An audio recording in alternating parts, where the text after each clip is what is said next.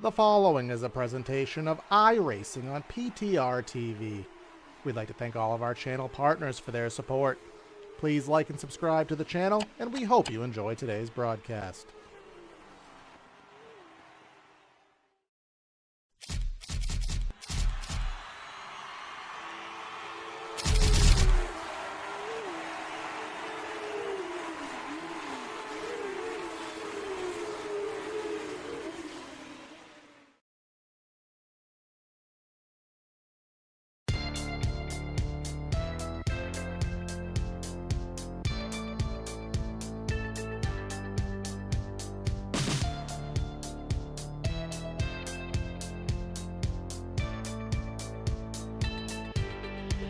Across the Pacific, in the little island of Japan, lies a track built by Honda in the late 1990s. The twin-ring Motegi circuit includes an interior road course that also goes into the exterior section, as well as a 1.5-mile flat oval. It held kart, it held IndyCar, and even some Winston Cup exhibition races in the late 90s, but after earthquakes in the early 2010s has remained largely defunct. Well, tonight we dust off the old oval here in Japan, and we will be having some action here for the Spartan SimRacing League. Welcome everybody to PTRTV for tonight's coverage of the SSRL Masters Series with race number 6. Again, from the confines here of Mobility Resort Motegi, or you may know it better much as Twin Ring. Gonna be myself, Corey Silva, in the booth, and of course, as he has been all season, I do have Bradley Dalton in the booth with me to help me with the calls here. So Bradley, again, I think it's Konnichiwa. We are here in Japan at a very, very unique track, and one that these guys don't have too much experience with, so a lot of practice and a lot of fine-tuning had to be done to these setups.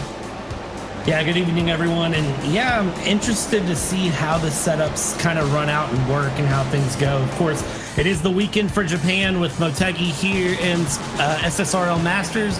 And then, of course, Formula One running Real Life Japan out. And then all of the feeder series that have decided to run Japan. It just seems like it's been a good weekend for Japanese racing and motorsports. Honda are probably very thrilled to see so much Japan love. But this is a unique track, and I know you and me have had several conversations about it, that the oval here is an interesting choice. It's one I've seen leagues run, but it is one that I think all these guys are probably a little less experienced with, but we'll see how things work. I've got a lot of time in the road course personally, but not a lot in the oval, so it should be a very fun setup to see how these guys handle it. Yeah, this is a very fun track. I mean, it has been on the iRacing service for the better part of a decade, and a lot of guys just afraid to buy it here. We do have a decent field, more than was expected here, so that is obviously a good thing here to see. This track is, as you can tell, it is, I don't know, 8 lanes wide here. You'll probably be hard-pressed to use more than 2 of them here. Again, this place was built in about 1997. It held 2 exhibition races. NASCAR held 3 races in Japan. 1996, they ran at Suzuka at the West layout, which is a very, very small version. Then upon completion of this place, they did run it 1997, 1998. I want to say Mike Skinner won both of them, if I'm not mistaken there. But yeah, turn number 1 and 2 here. Actually, let me retort that thought. This place is basically Gateway on steroids. You have the 3 and 4 is the tight end, which, you know, comparative to Gateway. Gateway turn 1 and 2 is the tighter end, and then 3 and 4 is the wide open, kind of flat, non-stop corner side. Here it's the inverse. Right now we're following Kyle Westwood here, and he's headed through 1 and 2, which just never, ever ends. Super wide exit here. You come down this long back straightaway, and a super sharp and light, slightly more banked turns 3 and 4. Yeah, it's a track that's really just, I like tracks that are different, and I like tracks that, you know, different sections of the track are different, like turns 1 and 2 versus turns 3 and 4 on ovals. it's going to be interesting to see how these guys handle it. I think some of the guys are going to get good runs through 1 and 2 and then get repassed in 3 and 4. I think the inverse will happen as this race goes along as well, because it'll just be a matter of who is comfortable in the position of which side of the track. And it's not something you see a lot in ovals. You kind of, some tracks do it better than others, but this is a track that, at least in my experience with oval racing, tends to either produce really good battles or just blowout wins with nobody able to compete. Well, we'll see how this does work out. I can tell you from the warm-up timer that we have, that for some reason the overlays don't take the warm-up time, so I can't really show them to you. But what I can say is the top 8 are within actually, I guess I'll round that up. The top 9 are within 0.2 of a second. Scott Healy in that number 64, currently the fastest on, well, I'll take that back, because Andrew Dyson just went top of the board, and he is in a different livery here tonight, which is going to throw me off here. Kind of looks like the Dude Wipes Exodus Racing, but I don't know. The Dude Wipes 250 Xfinity race is live right now, and that looks like a Dude Wipes car, so I'm going to go with that. So either way, he is currently doing well. He was the fastest at IRP last week, but the circumstances didn't work out in his favor to get the win there, so he will try to recoup that lost effort from last week. But the timer going down to 0, so this is the time to switch over to the grid. I want to thank everyone for tuning in to PTRTV. If it's your first time, don't make it last. Hit that like and subscribe button. We are on our mission for 1,300 subscribers, and we just need your help to get us there. But these guys are heading down trackside for the starting lineup, and let's go down and give it right to you. The PTRTV starting lineup here today from Mobility Resort Motegi. I think I got that right. Starting today's race on the front row is going to be Matt Long, and then Scott Healy on the outside of that row. The Aussie Neil Pearson in third, and then Cody Richardson going to be rolling off in the 4th spot. 5th, we got Travis Kraneborg, and then we have Andrew Kotzka in 6th, and I will get you the Canadian flag next week. I must have missed that one, so that is my apologies. Miami's Joseph Causey in 7th. Dave Fuge, we got the picture up this week. He's rolling off in 8th. 9th and 10th, we have Andrew Dyson, and then Jake Hickson in that 10th spot. Yeah, rolling up from there, it's going to be P11 will be Reese Schaefer, and then P12, I missed it there on screen. Kendall Lebron, I clicked too fast. Yeah, there you go, Lebron. And then you've got Kim TK Loon, and then Justin Levine there in P13 and 14, P15 Thomas Kolosecki, and P16 Chad Kibb. The shoe! Ready to roll. The shoe! Kyle Westwood, P17, Robert Besaw Jr. in the Jordan 3 and P18. P19 is Scott Schroeder, and P20 is Matthew Cisna. Can you handle 2 more? Yeah, Chad Gunningsman and Jordan Salyers being 21st and 22nd, and that is our full grid, ladies and gentlemen. So we're looking pretty good here with the setup that we got. 22 cars for 125 laps here of Twin Ring Motegi, and we'll see how well things go. Hopefully no drivers evaded any sushi. I think that was a Mexican accent you just did for a Japanese race. So our stage is at lap 50 with 4 sets of Goodyears in the pits. Of course, we have the open setups here, 3 green-white checkers if the availability does require them. And we have 2 pace laps. I don't know if admin gave them to us, but yeah, we got 2 pace laps, so we could have taken our sweet little time on that as opposed to rushing it. So that is my faux pas. But now we are on 1 to green, and that just gives us time to check out the weather conditions here from Motegi. I think there's a more specific city or province that this is in, but either way, 70 degrees in the air, 86 track temp with a 2:30 sim time. It's not foggy. Which, Bradley, it's not foggy. Oh my gosh.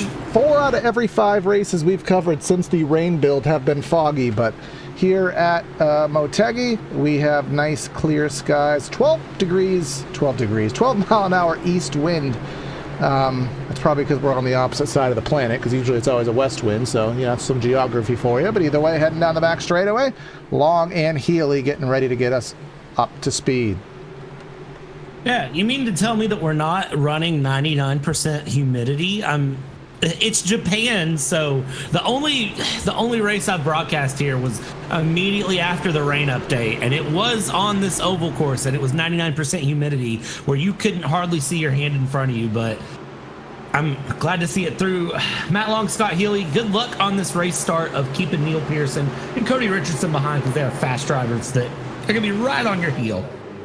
Right on your heel indeed. Pace car will go in. Barney has the flag in hand and he's waving it. We're racing here tonight from Japan. Scott Healy's hugging very, very close to keep side draft right off that race start. And now as they dive into turn one, you see everybody getting through into the first turn fairly well, but Scott Healy making that outside line work. The inside line, surprisingly, is not the preferred way to go through 1 and 2. And as they exit out, we're going to be side by side here down the back. You can see 2 wide. There's room for about 27 wide if you really wanted to make it happen. And as we dive into turn 3, the leaders here still sitting side by side. It is 3 wide with Cosby making 4 wide there as the boss man tries to sneak through. The number 5 is getting loose. He's getting raggly. He's getting the 88 sneak past him. Joseph Cosby there, find a way through, and he's got to slop in there with the number 5. And I said it, you can make it 27 wide. I didn't think we'd see 4 wide on turn 3, but hey, they made it work, and now we're back into double 5. Yeah, there's a huge bump there through the center of the corner, and Krenborg, I don't know if he put a Martinsville setup in that thing, but he is really out and uncomfortable right now in that number 5 car. Here goes 3 wide. Justin Levine, he is the 3 wide king if we're on the plate tracks. Not on a plate track, but he'll still retain the title here. Just behind him, you have the 41 Andrew Dyson. He was quick in warm-up, but he must have botched the qualifying time. He's all the way back there in 11th. Took a 3 wide look, but fell back in line. But as we go up through turns number 1 and 2, as we said, there's a lot of opportunity here. You can go high and then cut low. You can run the whole white line the whole way around. There's so many ways to do that corner there, Bradley, with how long it is. It really does put the driver, you know, at the forefront there. Yeah, and it's something that I kind of like it when tracks have so many different options you can run that it really is just up to the driver to be comfortable. Oh, no! Turns 3 and 4. Krenborg! Oh my gosh, Krenborg is so uncomfortable in that car. He is having a horrible time, and we get a yellow flag. He came so close there, again, with the confines of the algorithm there. He came so close to actually saving him. He's inside of Dave here, off of the corner. Yeah, that just broke loose by himself. Tokyo Drift, no pun intended. All the puns intended. A little bit of this way, a little bit of that way, and at some point or another, he was 45 degrees in relation to the field, because that is what the algorithm does require. The 4 laps in, we will get ourselves situated here. Last week's winner, Matt Long. Remember, he won last week, not because he qualified well, but because he played the pit strategy right. He got to the front at the stage break and then never looked back, and he is just trying to, you know, pull the continue card there and seeing if he can just go back to back here. And thus far, starting off pretty well as we meet the pace car on the back straightaway. Yeah, at this point, it's going to be, I think it's too early for pit stops. I think it's too early to even think about stopping. I think you just kind of hang out behind the pace car, relax a little bit. We're not that far into this race. We're only lap 5 of 125. You got plenty of time left, and I have a weird gut feeling that's not the only caution other than the stage break we're going to see tonight, especially considering that they went 4 wide before the end of lap 1. I have a feeling things are going to get a little interesting as this race goes on, especially if history wants to repeat itself and these drivers tend to get a little antsy. Yeah, we did have race admin Jeffrey Souza give us a little bit of pre-race information, of which he did tell us that 38 is probably going to be the 36 to 38 laps is the fuel run. You do have the back of the field coming in, and with 4 sets of tires. He also told us here today that the tires were not wearing that much here today. So I'm going to go on the assertion, which I don't even know if I'm using that word properly, but that's how I like to use it, that these guys are just taking fuel only. That is what the case is. So if you want to do some math here, we are at, what is it, 44 laps to the stage. So even with a top off right here, they would be absolute hypermiling out of the wazoo to make it to the stage. But you never know how the sequence will fall, and maybe, just maybe, it'll play out where they can make it from here. Yeah, and not saying it's impossible, just saying it's a little bit of a stretch, but I I mean, if you're going to try to make it happen, you might as well do it. I don't think there's any harm on lap 5 of rolling the dice a little bit and seeing what you can't shake up and mix up, but you just never know. I don't know. I wouldn't pit yet. Matt Long, Neil Pearson, Scott Healy, Cody Richardson, Andrew Kotska, Dave Few, Reese Schaefer, Joseph Causey, Justin Levine, and Andrew Dyson staying out, I think, is a good decision. Everyone from Hickson back, P14 back, pitting. I mean, it's a case of do what you're gonna do, but I don't see the logic in it. But they're gonna do it anyways. They did it. Can't change it. We'll see how things go as we're down 1 to go here before we get back running again. Yeah, everybody that did pit was in the back, so I guess really no harm, no foul. No real big track position losses there from anybody. And again, you never know how it'll play out. Craneboard, again, with his causing of the caution there, but no harm really came from it here. It was just kind of a get loose and recover type deal. You know, the benefit of having, probably 80 feet of pavement here. I mean, the widest track that I really recall is probably Auto Club, rest in peace. And this place probably has like 2 lanes beyond Auto Club. I really don't know. They probably could have saved 40% of their budget if they had just made this place the width of a normal track, but that's rather here nor there.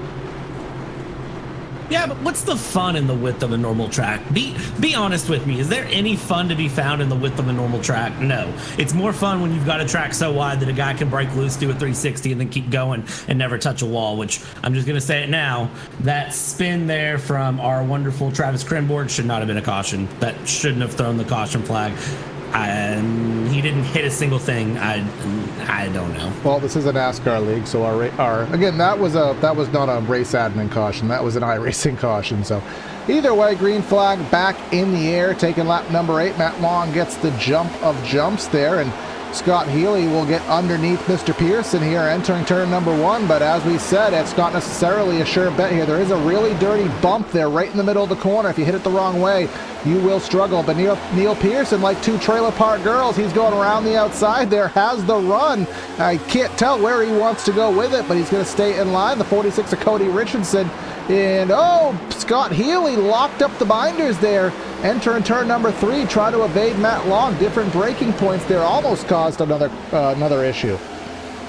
Yeah, pretty interesting to see there just the difference in driving styles and how the drivers feel with the track. I really do enjoy that. We'll get an instant replay up real quick of that moment, and here it is. Look at that up on the inside. He slots in, goes through, and yes, you do need a little bit of braking there. That feels so much closer riding on board.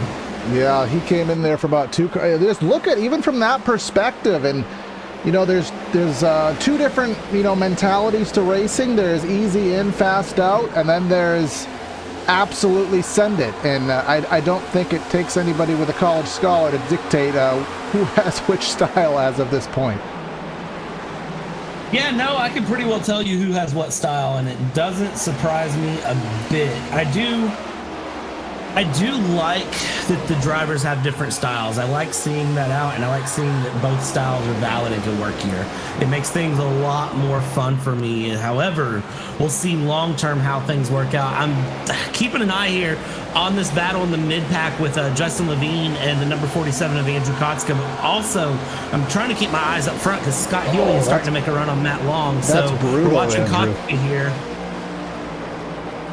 His driver fact there, he lost the 12 hours of Sebring because the power went out here. That is, that's a brutal one there. But there goes Justin Levine around the outside. Again, it's for the first half of the corner, you want to be on the inside, but I think the best approach to that corner is start it in the second lane and then cut down for the exit there. Neil Pearson gets to second. Scott Healy right to the back bumper of Pearson through the center of the corner, but again, not getting the exit. I think Scott really needs to back his corners up here. He has the hot lap speed, we know that, but that just ultimate send-it approach, I just don't see it working. But look at Neil Pearson doing exactly as I said, running the second lane, and then towards the end of the corner where the radius starts to bite, you get yourself wound up to the bottom of the track for a straight shot off the corner exit. Because if you look at the top-down perspective here, Bradley, our track map, Right here, you know, you're basically going more than 180 degrees to make that corner, so it's not just a standard oval corner.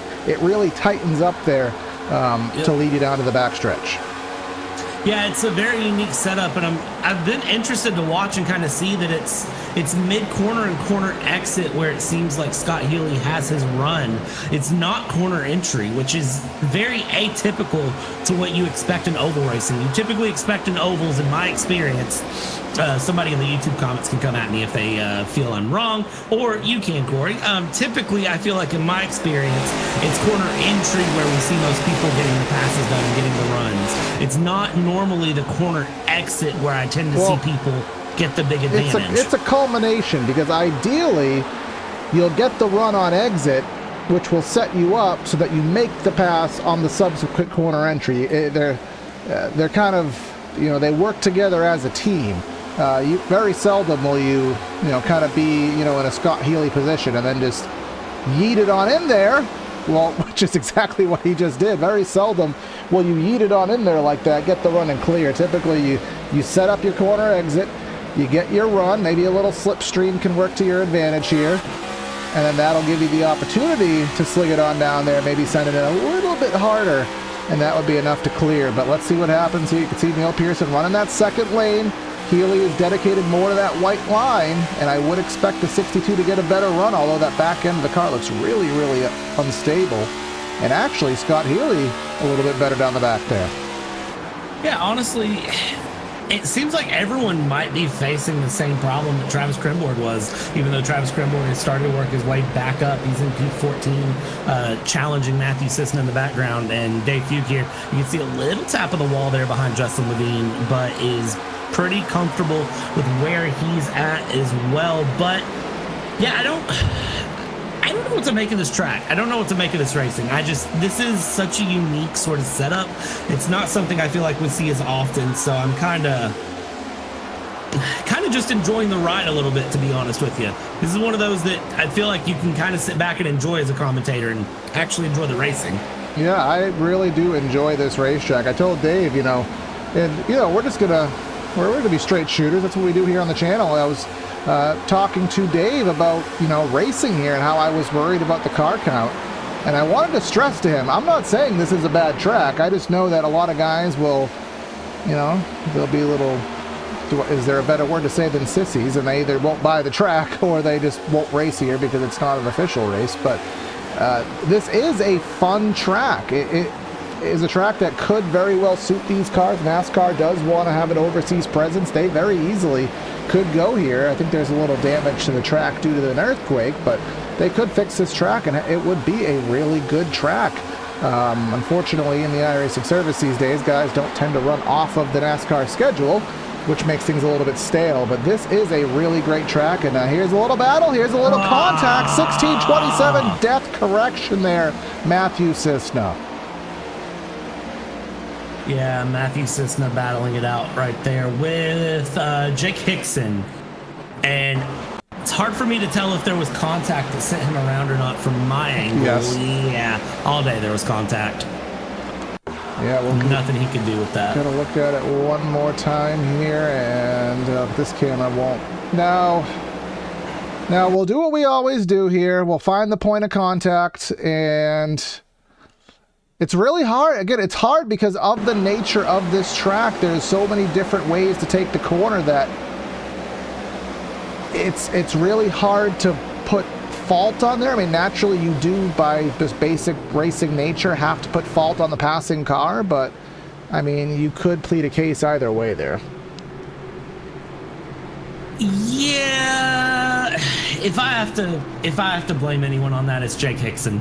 Honestly, that's kind of where I sit with it, because of Jake Hickson is the one that hit. It was front bumper to back bumper, and he's the one that was behind that made the contact. And then there's the other side of the coin where there's over 100 laps to go. So if the opportunity isn't super there, if it's sort of there, it's one thing. If it's super there, take it. If it's sort of there with 100 laps to go, is it worth the chance? I guess maybe not. But we are having pit stops here with 30 laps in the stage remaining, so everyone coming down to the pits for the fuel, the question would be, will tires be something that these guys are looking to change here? That will be a question that we will soon be finding out here as our leaders pull into their pit boxes. Do we see the jack stands go up? We see some of them go up, not Scott Healy. Scott Healy remaining on his original set of Goodyears. Meanwhile, many other, if not all other drivers are taking a set of Goodyears. Yeah, I know we were talking with admin pre-race. He was saying pretty much don't be surprised if people just go ahead and take tires every stop anyways. Tire wear, not as much of an issue here, he said, but still interesting to see Scott Healy decide to not take tires or maybe only take 2. I guess just depends on what way he's thinking and if he's trying to hold out on a set of tires for late race. But yeah, interesting to see that pit decision. We'll see how that plays out in the long term as this race goes on. Kyle Westwood already out of this race, so we have had one driver DNF here out of our 22 that started, so 21 left on track. Now, we missed that. I do have a trigger for it. Yeah. He was in the back of the field, so we missed that, but this is what happened to Mr. Westwood.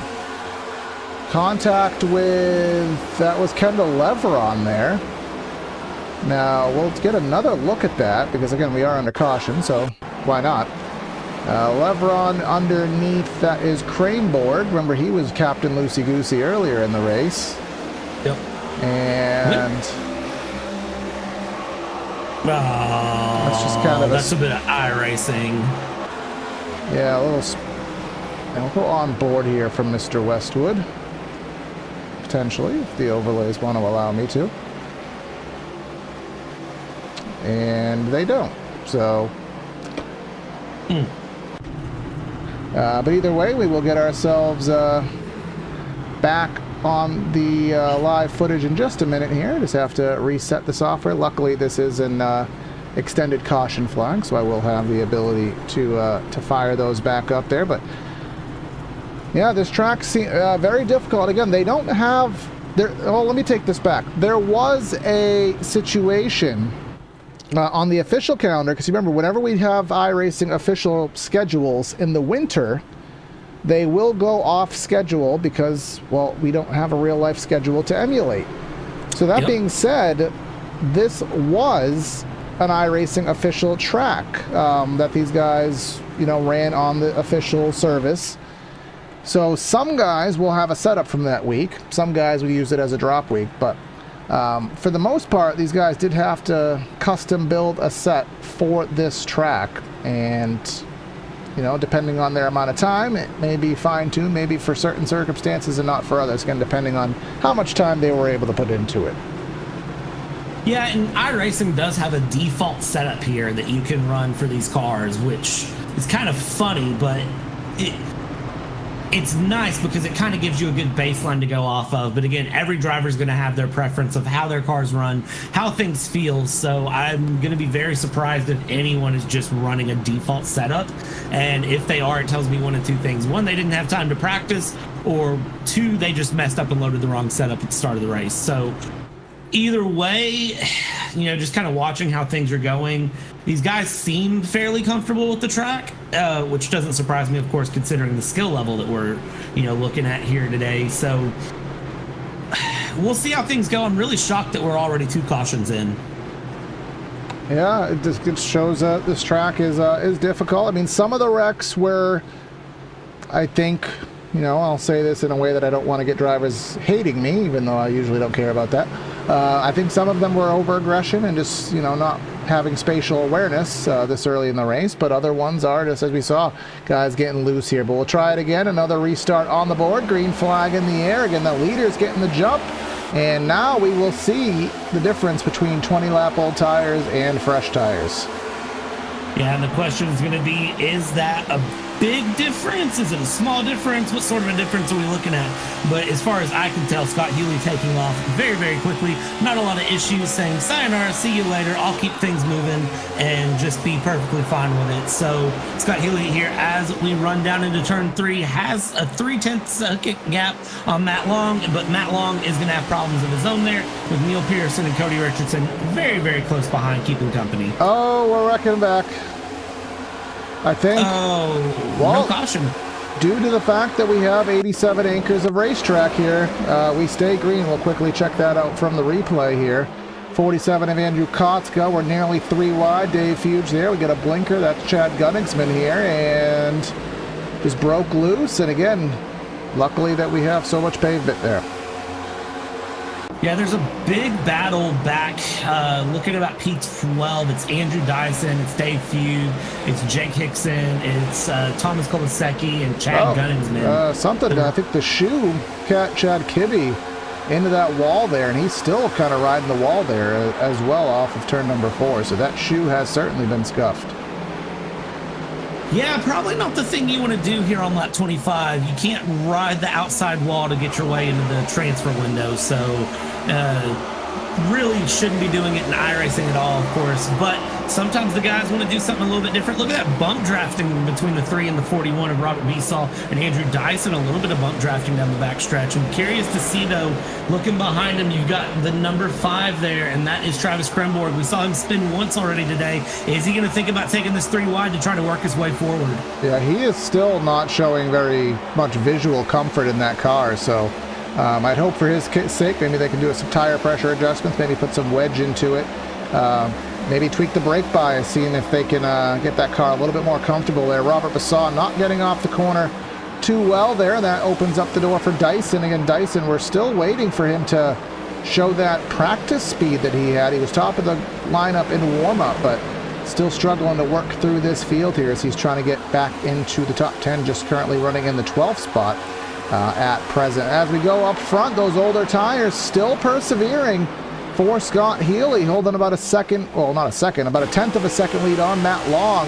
But you can see here, not a good run off corner number 2. Matt Long's going to have a huge run, use a little bit of toe, pull right to the back bumper, entering turn number 3, but not able to do anything with it.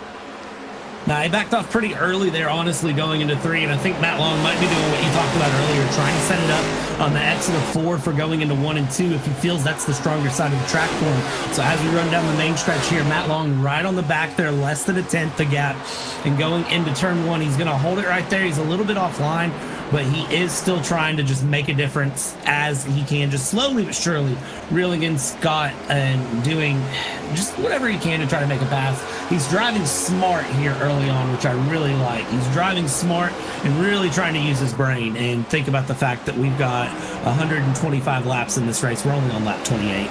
Yeah, Mr. Dave Fuge there, our league owner here, looking at the inside of Chad Gunningsman here off of turn number 4, and looks like he will make that pass with relative ease. Looking a little bit further back, as I think someone may have kissed the wall and or may have been a glitch here. Jordan Saylor's in the number 45, looking to the inside of Besaw, and that is a pass for position. And just as I say that, I believe that Andrew Dyson is chopping and going through the field here, getting by the number 97. Now he's going for Hickson.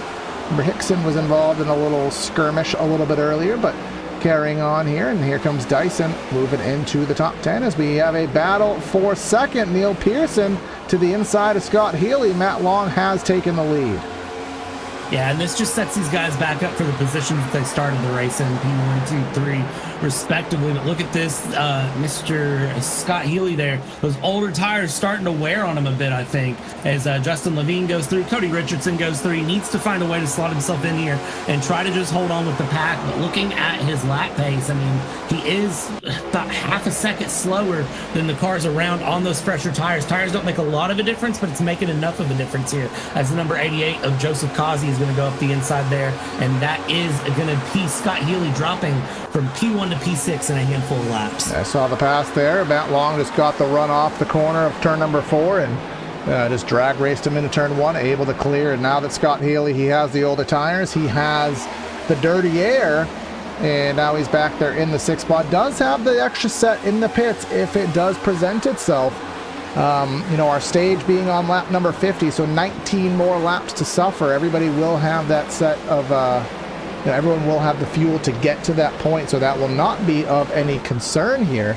But, you know, you know, one set in, 3 more to go, lap number 50. I mean, I think it'll be a 2-stop race to finish this thing out. Really don't think that extra set of tires is going to come into play, but you never quite know. Joseph Causey right to the rear deck lid of Cody Richardson. That's 4th and 5th right now, and I'll tell you, this next-gen car, not as sensitive as the old car there, Bradley, but the old car, Gen 6, once you got to the rear bumper like that, you could spin somebody out with the aero difference. This next-gen car has a little bit more rear grip there with the diffuser, so you can get close and a guy won't go around that quickly. Yeah, which is really nice to see that you can get close, hard racing. It makes things a lot more fun for me personally compared to... Can't focus on Guttingsman. Yeah, Guttingsman having a little bit of connection there, which is interesting to see. We've seen a few drivers blink here, which is out of character, again, for all these drivers. I don't know if it's necessarily an iRacing issue or what it is, but we've seen several drivers blink as this race is going on. Well, we are racing in Japan, so of course that's all fictitious because it doesn't actually matter. But Dave getting by Chad here and kissing the turn 4 wall. That'll kill a little bit of his momentum. And just as Dave makes a pass, you have Andrew Dyson, who is now 10th, and now he's going for 9th, and soon to be going for 8th here. He's going to clear, going through those rough bumps to the center of the corner. And I'll tell you, this exit of turn number 2, Bradley, it's difficult, but in a way that you wouldn't expect. Because it's so wide, it's actually really hard to force yourself to get on the throttle so early. You'll want to wait, but you have so much space. Even exiting 4, exiting these corners here, it allows you to get on throttle a lot easier and really drive the car out to the wall and keep that speed up. Yeah, it's a very opposite habit of what most drivers are going to know. And, you know, kind of looking at that, if you think about it, what do you learn your entire time driving in stock cars, driving NASCARs, driving the truck series, whatever it may be, driving ovals? You learn that you need to wait. You need to be patient. Don't get on the throttle too early or you're going to just run wide. Don't get on the throttle too early or you're going to upset the rear end of the car. This track is a track where you can just forget that. You can just get on the throttle earlier than the corner than you normally would and just let things run and let things move. So I enjoy that aspect of this track. Again, this track is very unique in a lot of regards. Yes, and it makes for some really fun racing. Yeah, again, just watching these interactions are certainly interesting. I really do like this track here, and I wouldn't hate to see NASCAR come here as an exhibition, but I think the problem would be that, well, not even an exhibition, coming here as a real race. Problem being that getting 36 cars that already don't make enough money as it is to go ahead and get into a cargo ship or put a car on a plane, I think that may be fiscally a problem, because most teams don't make money, so that would solely be out of their pocket. So maybe one day all the dots will cross and T's will, no, what is it? Cross your T's and dot your I's, and you never know. Cody Richardson being passed right now by Joseph Causey, who was all the way down there in no man's land on the straightaway, but it allowed him to get a run. Matthew Sisto, again, he's 12 laps down after that basically dead right into the turn 1 wall here. Reese Schaefer, haven't mentioned him here on the evening. He is in that 7th spot. And again, the other famous part of this track, Bradley, is this was the one and only win in a professional tier series that Danica Patrick ever had, winning that 2008 race here. That's kind of why this track, you know, is so well known, is because it did actually have, I guess, history made, if you want to put it that way. Oh, Danica Patrick should have stayed in IndyCar. She actually was genuinely, in her rookie year, I think she was 5th in the Indy 500, had a plausible chance to win the Indy 500, and was really a top 8 car most of her career. So really should have, but you know, as they always do, they chase the money. Yeah, just like our off-top, there's an off-topic debate that Kenny Wallace was doing the other day on a famous female basketball player, straight out of high school, Does she play on the celebrity Big Three basketball team for $5 million, or does she go into the WNBA draft for, I think, $50,000 a year? And I don't know why Kenny Wallace felt like getting his hat in the ring there, but he made his opinion as I think that was Jordan Saylor's getting to the wall there off turn 4. Yeah, I don't know why you would put your opinion in the ring on that one too. That's a dangerous one to dip your toe in, but it's Kenny Wallace. He's going to do what he wants to do here, so no one's surprised in that regard. Something else I'm not surprised at, getting back to the on-track action here, is we're 10 to the stage break. Justin Levine is up 11 places, finds himself in P3 at the moment. Just right on the left-hand side of your camera shot as we continue to watch what is Joseph Causey, Cody Richardson, Scott Healy, and Andrew Dyson is this 4-car battle that is just behind Justin Levine. He's probably sitting there looking and saying, you know what, I can just run nice and consistent. I'll watch this battle in my mirror, and we'll see how those guys handle as we do have Andrew Dyson trying to make a move here up the inside of Scott Healy. Again, Scott Healy on the tires that have not came off the car yet and is just continuing to run through. He drops another position. I believe it's Alicia Keys that you like to quote there, Corey, that he keeps falling down. Keeps on falling. I don't try to do the notes because I went through puberty and now lost the ability to do the notes there. Oh, he keeps falling, but I think he's going to be in a good position, though, if there is a late race caution, to get fresh tires and fight his way back up through the field if something ever came up. All right, now I need to find another song that somehow references going into a negative and or lower direction. I'm sure one exists, so we'll have to go and... I can give you one off the top of my head. Do it. Sugar, we're going down swinging Fall Out Boy. Yes. Oh, that I think I burnt that on so many CDs back in the day, which is something that no longer exists to all the young whippersnappers these days. Chad Kibbe losing a spot to Andrew Kotska there. The shoe, remember, he did tap the wall there, and I'm just trying to get a good view of the right front of that car. Oh, that was Ken Long there. Ken Long, I don't quite know exactly how the enunciation is. I've never been corrected on it, but right to the rear deck lid now. He's going to look to the inside of Chad, and he doesn't quite have the position, but will he dive it on into the braking zone? Answer yes. I think Chad will not back down. He's going Tom Petty mode. He won't back down, but I think just the geometry of that outer lane, eventually he does have to relinquish. Yeah, it's...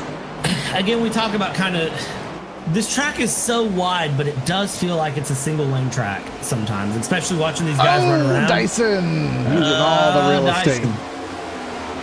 Dyson trying to vacuum cleaner his way up to that wall on the outside, using all the track to get through. We're 6 to the stage break at this point, Corey.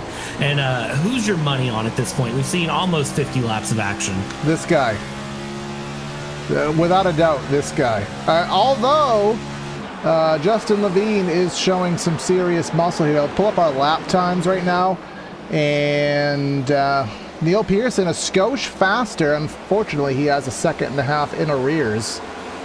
But you have Andrew Dyson, who ran a 72. So he ran a comparable lap while being passed, or while passing, mind you.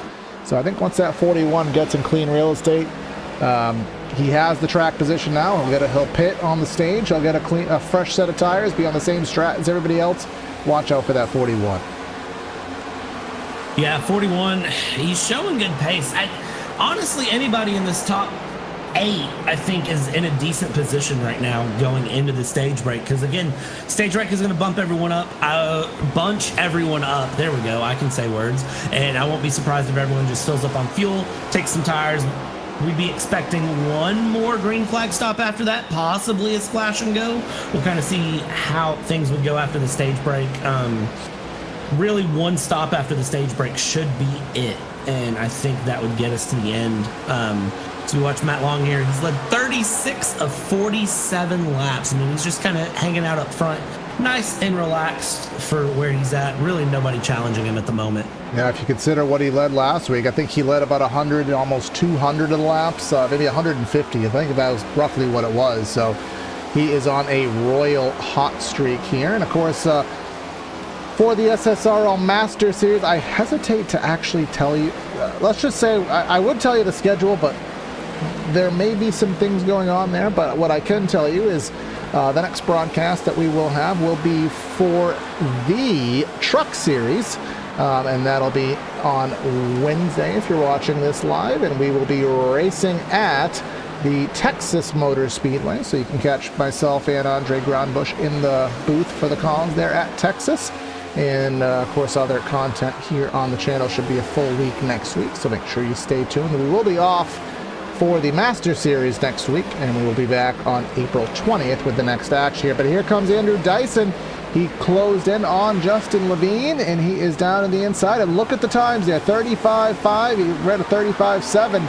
Even though he's passing, he's still running the exact same times as the leader. So that number 41, I mean, he's kind of close to home. I mean, Japan and Australia, it's probably only about 1,000 miles apart. So this is as close to a hometown race as we can run on an oval on the iRacing service. Yeah, it's really not that far off, which, I mean, you know, I don't feel like we can take stock cars to Bathurst. Actually, there is an oval. The Calder Park Thunderdome is a 1.25 mile Charlotte-shaped oval. You can look it up because we're on the white flag for the stage. It's banked 24 degrees. It's like 1.25 miles. It was defunct for years. It held some races in the early 1990s, and they're bringing it back to life. So iRacing, if you want to get some oval content, you can go get Calder Park Thunder. I implore everyone to Google it because it's actually a really fun track. But coming off of corner number 4 here, Matt Long continuing his success here. He won the race last week. He's going to back it on up with a stage win. He is going to take the checkers for stage number 1. I think we have a battle for the 10th spot, perhaps. No, Dave will get that with relative ease there. So we're 50 laps in, and we get our one and only stage break of the event.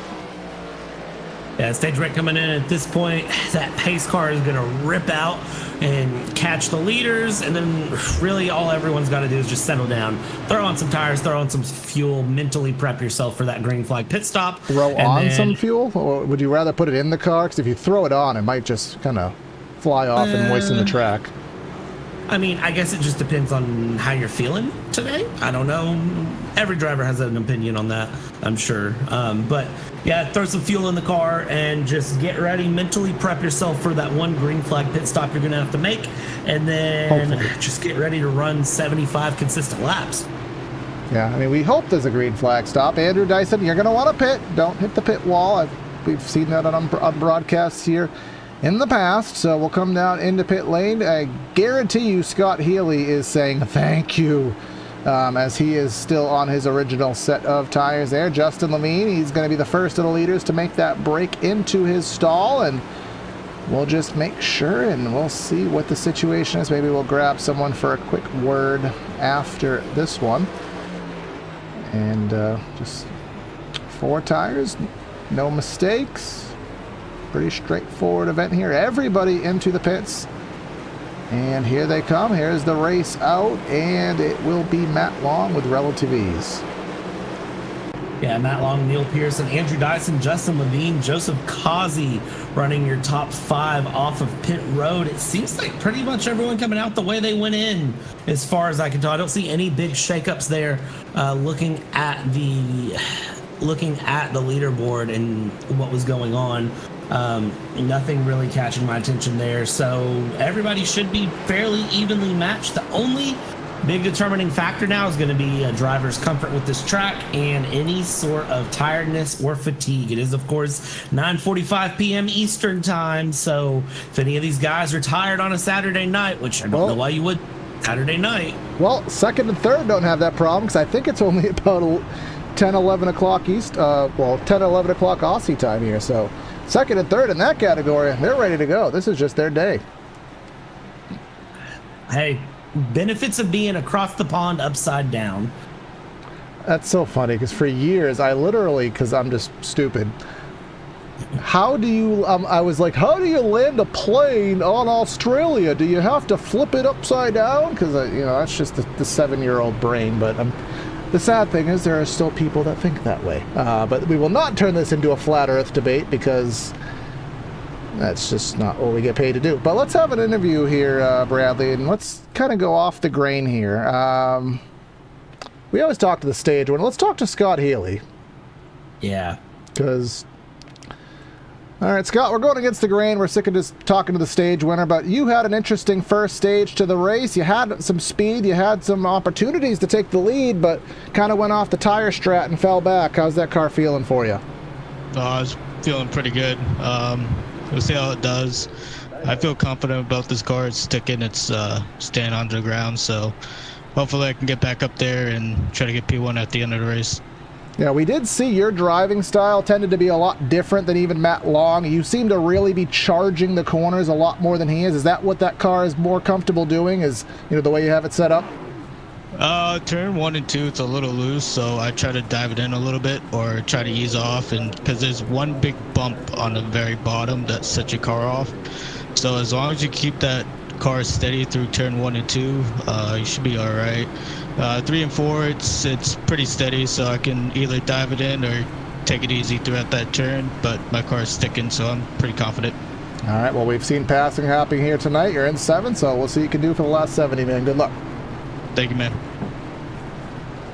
Yep, so he is purposely diving to set the car, which is, you know, keeps that car planted, because as soon as you let off the throttle there, Bradley, you know, the car gets in the air, and once the car gets in the air, you lose downforce. But if you can keep the front planted, which usually is done by going faster, it will help turn the car. But unfortunately, the hard part of that is if somebody else doesn't do it, you are thrown into a very precarious position with rear-ending somebody. Yeah, I like his approach, though. I do like that driving style and where he's doing something different. I mean, it's working for him. He didn't fall back near as far as I expected, being on those old tires there and taking that alternate strategy. So we'll see how it works out for him here on the restart. Pace car should pull off there on the exit of turn 4, and then we'll be 70 laps exactly to the end of this race. And you know, Matt Long, Neil Pearson, Andrew Dyson, and Justin Levine, your top 4, they are some tough drivers, some tough cookies that everyone's going to have to keep up with and fight. And we will enjoy that here for this restart with some temporarily loud engines.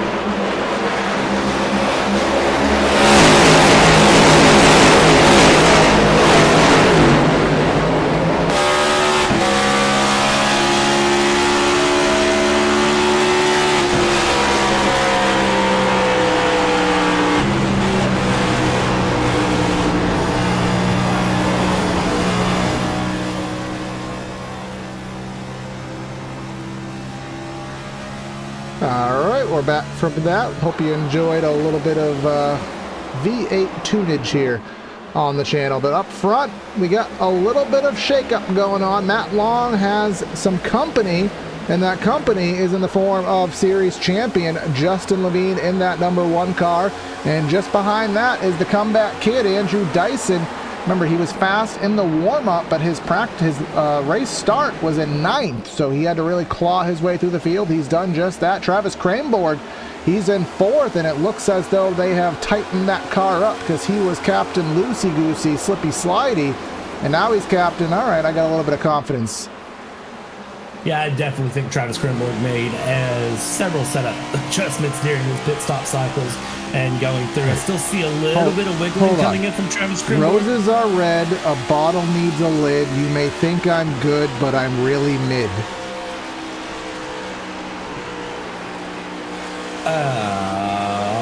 He wrote you a poem, Corey. I appreciate that. I do appreciate that. But that being said, as poetry aside here, we do have what looks to be a battle. Matt Long, for the first time on the evening, seemingly under fire here, and Travis Cranborg, he made a pass there. He's still loose. He is, they say loose is fast, but the number one point of that is you have to hang on to the car here. And then we have just behind that Scott Healy. He's looking underneath Neil Pearson here, so he's showing that confidence and opening the door for Joseph Causey, who's going to bounce off the apron, get a little slippy slidey loosey there, and he can't go 2 for 1 there. Pearson will retain the spot, but here comes Justin Levine with a look and perhaps a dive. Will he clear? He will clear. Can Matt Long get a crossover move off the corner? I think, perhaps, maybe, sort of, kind of, not quite. Yeah, he's close enough, though. He can keep putting pressure and going through. We'll see what he does here on the entrance to 1, and he backs out a little bit. And I think Matt Long might just be playing the long game here and just trying to set something up here in a moment. But also, look at this. Now you've got Travis Cranborg. It's right on the back of Matt Long. He's going to be looking to pass him here going into 3. This is really, really close racing from these guys. Yep. Even though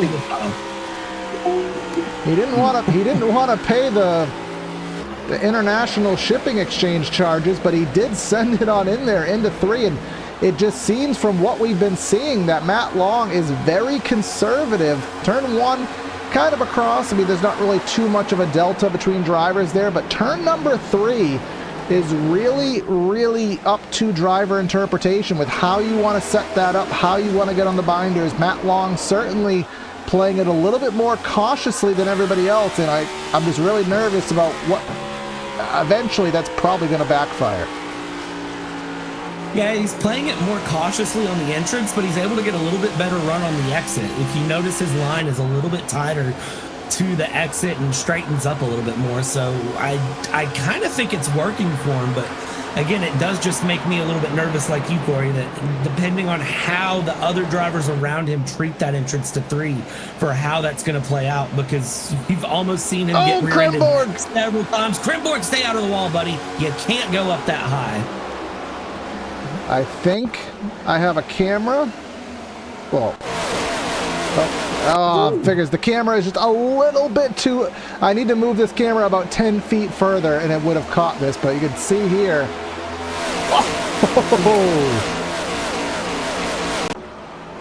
Who needs paint on the right side? I mean, he is driving a 5 car, and the 5 car knows all about hitting the wall there, so I guess it all just comes with the territory. But I tell you, Justin Levine, he's kind of in a...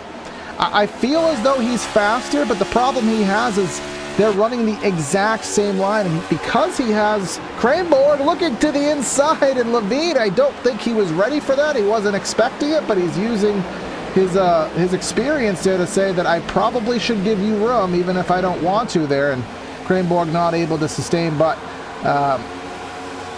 yeah, Levine not able to run as much of a varied line as I think he would want to run because of the cars behind him. He's having to stay right in that dirty wake of Matt Long, and that's hindering his attempt to get the lead from him. Yeah, he had the lead and then he lost the lead, and I think he's going to get the lead again here in just a moment if he can get a dive down into 3, which he was looking at there. But again, just kind of set up off, and it really is hard to make the outside line work here if he wanted to try to run, you know, some sort of different line to get a run on Matt Long. It's very hard to pull it off here at Twin Ring Motegi, but he is, I mean, he's trying to make something work, and you can see back in the background there that Cranborg is under pressure by Dyson, who is under pressure by Healy. So you've got 5 cars here, make it 6, 7, 8, 9 cars that are keeping each other very, very close and consistent. As we watch the shoe here, who is trying to get past on the inside. Yep, that is Thomas Kolmacheski down there to the inside. And I think they both went for a pass at the same time, with Jake Hickson there kind of being the one that probably got scared the worst out of it. Kolmacheski with a little bit of a drifto. I can't remember exactly how Andre says it here, but a little bit of a drift off the corner there. Jordan Sailors, Mac there in the back. We have Gunningsman Basaw, R. Scott Schroeder, and again Matthew Cisna is just... Yeah, that is not a car that will go very fast when the front bumper of your car is in a concave shape here. But going back to the front, lap number 67, we're 15 laps into our stint here, and the fuel number being about 37, so roughly 20 laps, and then what is Kremborg except getting completely sideways off the exit of the corner?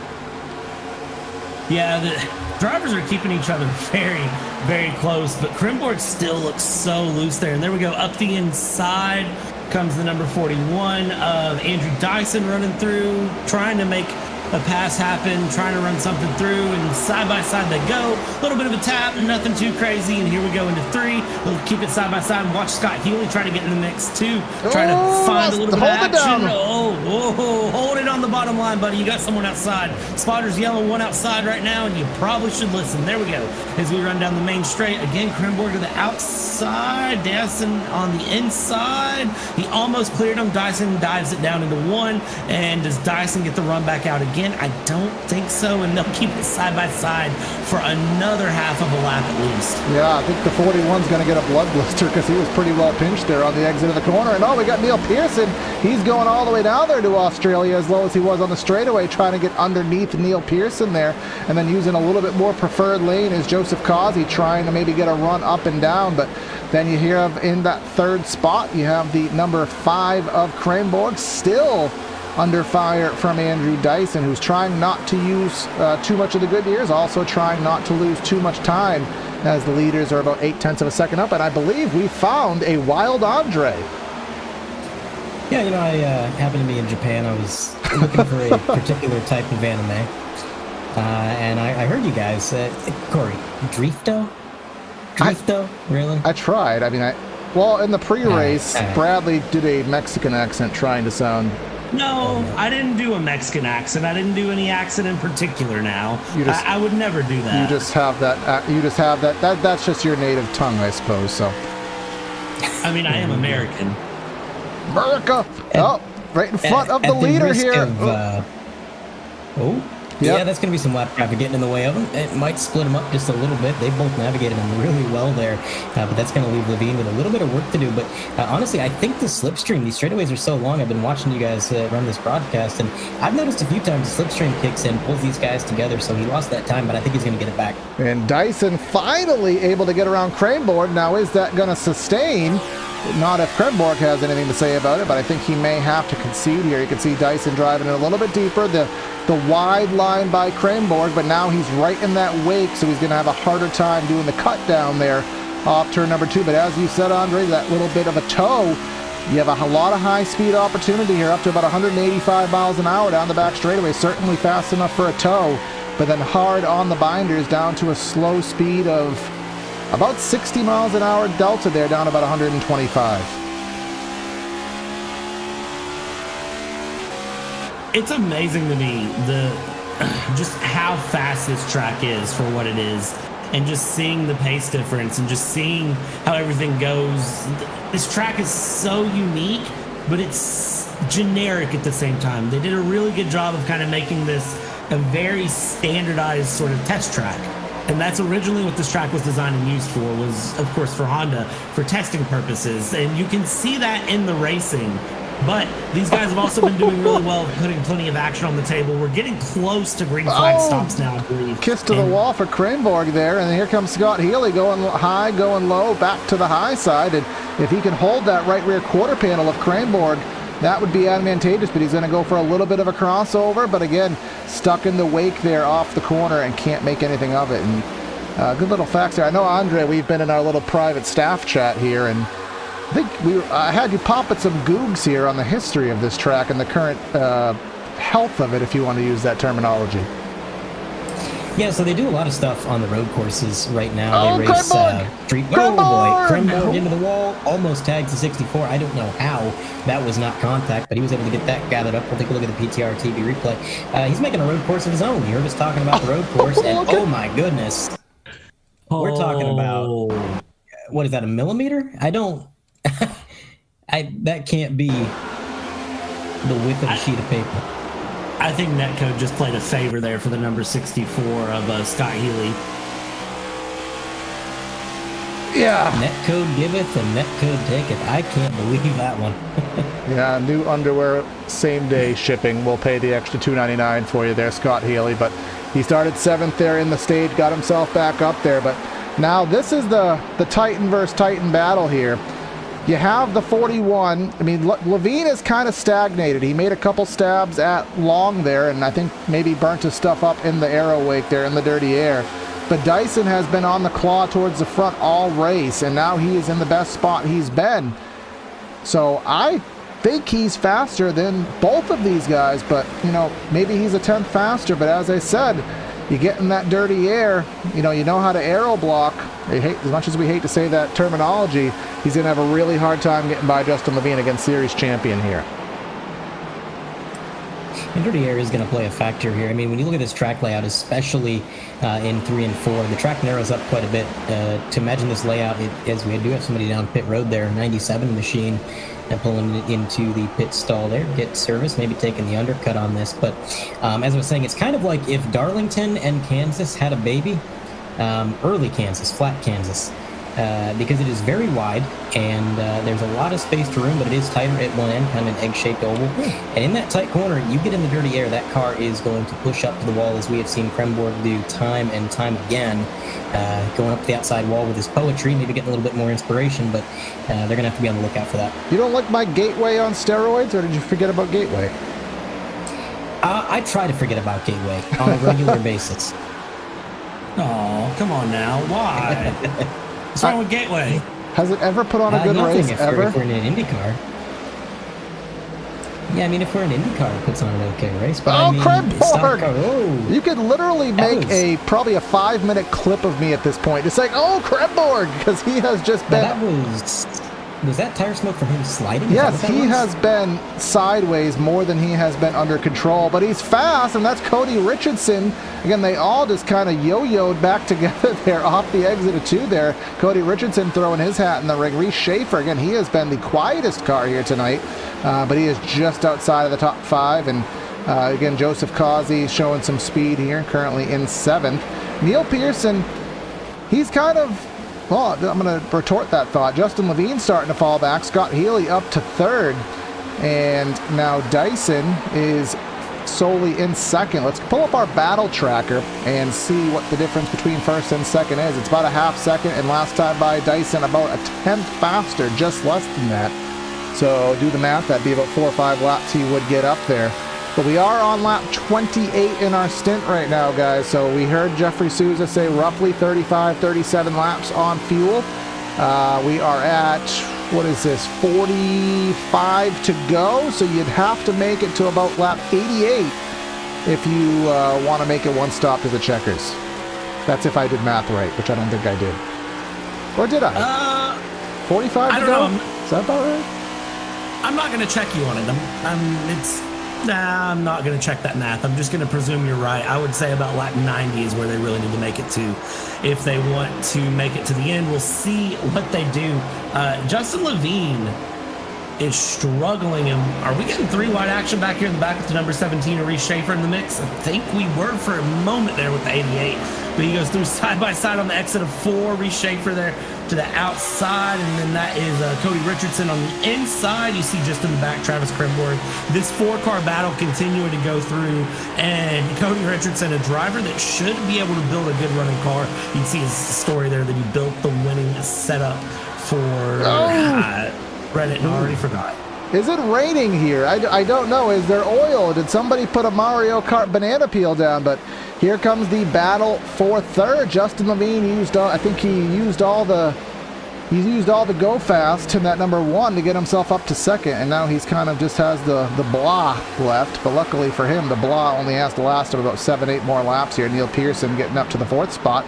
He has a trek of about a half second to get up to Scott Healy here, and Andrew Dyson working into that gap here. He's using the suck, as I think DW eloquently said, to close in here on Matt Long. Yeah, I don't know what is going on with the handling of these cars. Seems like some drivers are really loose, some drivers are really tight. Obviously, Kremborg, a little bit of both. Sometimes he's getting tight out of the corner, and then sometimes he goes in screaming, Kansai Drifto! And that's what it was! Sideways.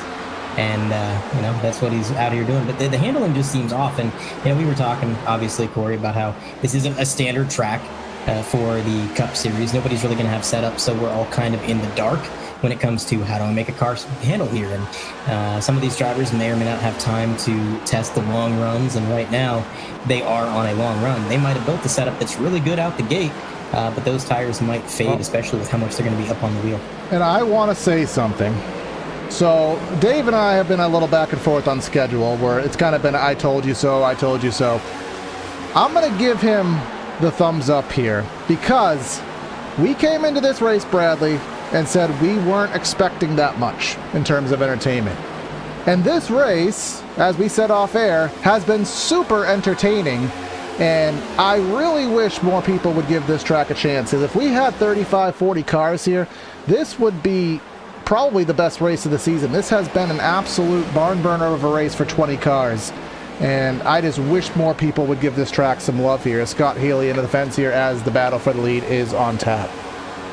Yeah, honestly, I don't know why more drivers don't give this track a chance. It's not a bad track in any way, shape, or form. It's just, I guess it's just because it's different and drivers are...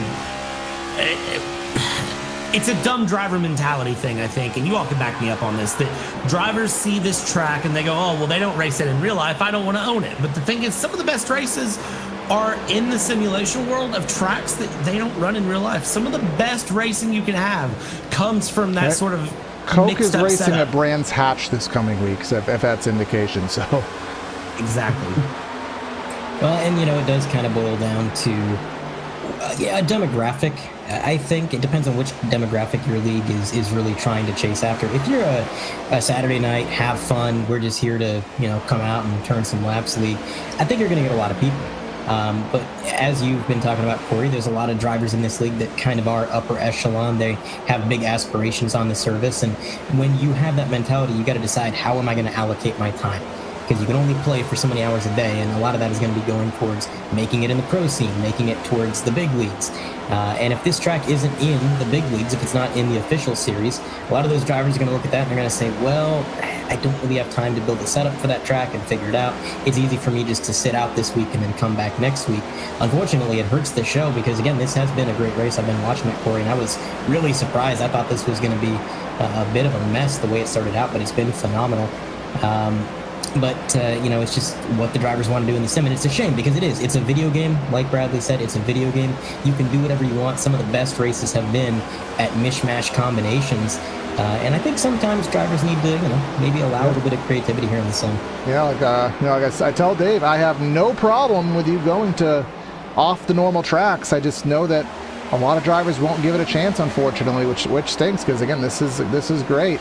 Battle for the lead is hot and heavy right now. We do have pit stops. Travis Kranborg, who is probably down to the cords there with how much he's abused those tires. He is in the pits, as well as Jordan Sailors. So this is right at the 36 lap point, which is right on the edge of the fuel load. So we're actually, let's take a look here. We are 37 laps in. So based on what Jeffrey Souza, race admin, told us, this is right at the edge of the fuel load. So if you can make it a lap or two longer, that's just more insurance. And again, we do have green-white checkers, but I think if it comes to that point, everybody would pit anyways. But this could be the race. If Andrew Dyson can have a better pit stop than Matt Long, if he's able to jump in front, that could be the race. So this is going to be the money stop, and it's going to happen right now. Yeah, into the pits everyone comes. This is where things get very chaotic. This is where you can very, very quickly lose your race if you don't have it together. I think this is probably... Literally everybody. Well, I didn't expect things to be that cookie cutter. Literally, is the track closing? Is this the white flag? Everyone's... This is... Every single person pits on this same exact lap. I don't recall ever seeing that under green flag at a non-plate track before. You know, I've been playing a lot of Thunder 03 recently, and it's kind of what it looks like. All the AI coming down pit road on the same lap. Except they do pit a little bit more realistically than that Thunder AI. I wasn't one of the races with you where they don't know how to enter stalls appropriately. Remember the day that was actually a feature, being able to drive into the pits by yourself. Fun little doodads of situations there. But exiting the stall, and well, I said if Andrew Dyson could get out ahead of Matt Long, then that would be the race. Well, Matt Long clearly heard that and said, haha, not now. and managed to pull away to roughly a 3/4 of a second lead. You have Healy and Dyson. They are right on each other's tail. Levine falls back quite a ways there, and then you have Pearson about 2 or so seconds behind him. So those top three did a pretty decent job, and it does spread out the remainder of the field here. Again, now we should have enough to run to the checkers. Yeah, I think this run through to the end, at this point, it's just going to be about survival and consistency. I don't think anyone's going to try anything too crazy off the wall. I don't expect anyone to, try to wreck anyone out or do anything wild. The gaps have opened up pretty considerably compared to what they were pre-pit stop, so we'll see. I think Justin Levine can try to make a run up. I think Scott Healy is going to be in a good position to make a run up. We'll see just where the pace lands. Andrew Dyson does seem to be fast, though. 10th in the bucket that last time by. He is, he was about 7/10 back exiting the pits and has that down quite significantly. And as you said, you get that run down the back straightaway. We'll pull up the telemetry tracker here and get that max speed, about 181. So I think he may have checked up a little bit early, but that may be intentional there. Scott Healy said he had some serious confidence if he's able to get back to the front, and I guess the best thing that could happen from that long is if Scott Healy starts to give Andrew Dyson fits there, and that could allow him to get that lead grown out a little bit because it is shrinking. Yeah, I think the slipstream's pulling these guys together, and overall I think Andrew Dyson just has a slightly better car. We've seen it all night long. He's got right up to the bumper of the leader, has not been able to make the pass, and my question is, can he not make the pass? Is the dirty air that severe? Or has he just been patient, doesn't want to show his hands too early in the race? If somebody knows that you can make a move in a certain part of the track, then they're ready for it at the end. You don't want them to be ready for it. You want to catch them off guard. That could be the case there. But Dyson's brought it down from 6/10 to 3/10, and they are closing in. At this point, the tires are warmed up a little bit, so they don't have to worry about getting loose, which was my concern when everybody came down pit road at the same time and they all exited on cold tires. I was kind of predicting a caution, just somebody to get a little bit too much throttle out of the pits, get loose on those cold tires, but they kept it going, and now this battle's going to keep trucking through the corner here. Yeah, big dive there on the entry of the corner there for Dyson. Probably gained about 2-3 car lengths and gets right to the rear deck lid of our race leader. Now he just has to figure out where to go with it, because Matt Long has the ability to kind of aero block now. There's only really 2 approaches to turn number 1. Hug the white line or enter second lane, and it looks like Long chose the white line. That gave Dyson the air in that second lane, but as they meet in the middle on corner exit, it kind of stagnates it. But we know Long is very, very conservative on the binders entering 3, and there goes Dyson getting a little bit of a charge, trying a little bit different of a lane, trying to get the run off turn number 4. Yeah, and now we come back out on the main straight here, and this is going to be the case of Dyson and Long just battling things through. Scott Healy isn't too far off in the background, though, so keep your eye there on that number 64, who's been in a good position the whole race. 97 to 125. We're coming up on 25 to go here shortly, and that's where things will really start to count down, and if the drivers have any sort of pace left in the tank, that's when they'll need to take it. Scott Healy is getting just close enough to where the slipstream's going to start pulling him back in, as you talked about, Andre. At this point, what driver are you rooting for, Andre? You got to pick a driver on these top 3? Well, just going from my experience last season, I knew that Justin Levine was pretty much the pick of the litter last year, and I'm not surprised to see him in the top 5. Unfortunately, I don't think he's got the car to get there. He's stagnated about 2.7. I think Dyson's got the best car in the field. Matthew Long has the lead. But Dyson's got a better car, and I think it's going to be all about how aggressive he wants to get. And another thing that could come into play with this battle for the lead, Bradley, is lap traffic. Jordan Sailors is a few tenths a lap slower. We've got 28 laps to go. I don't know if they're going to get to him in time. You can see Scott Schroeder as well. He's 33 seconds back. I think by the time we get towards the end of this, they're going to be in a little bit of traffic, so it's going to be who can navigate it.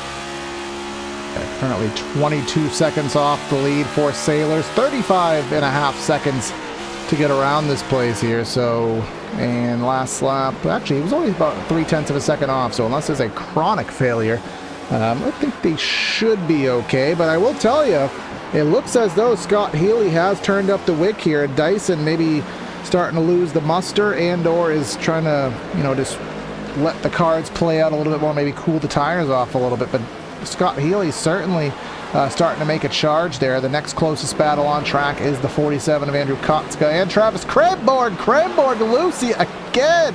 Add the counter there. We need to make a counter for how many times Travis Krenborg has had his name yelled this race, because that car is, I swear it's running on grease and not on tires. It is just loose like nobody's business. But he's able to hang on to it, which is the uttermost important thing here, as Kotzka takes a look to the inside, entering turn number 3, and he will clear unless Krenborg can.